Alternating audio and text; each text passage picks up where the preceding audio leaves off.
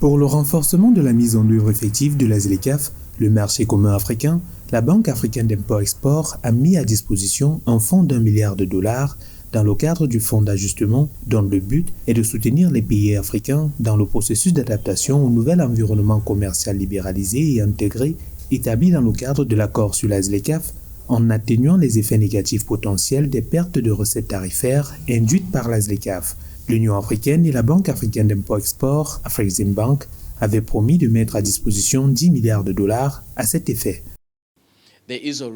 Afreximbank a déjà mis à disposition un capital de base d'1 milliard de dollars et certains pays ont déjà manifesté leur intérêt pour l'accès à ce fonds.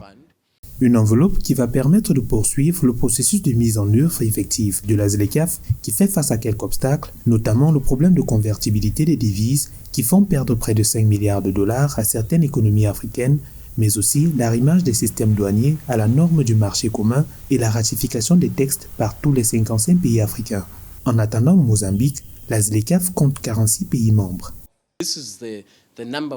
Le principal défi à relever est d'amener de plus en plus de pays à adapter leur système douanier pour permettre aux échanges de se faire dans le cadre des préférences de la ZLECAf.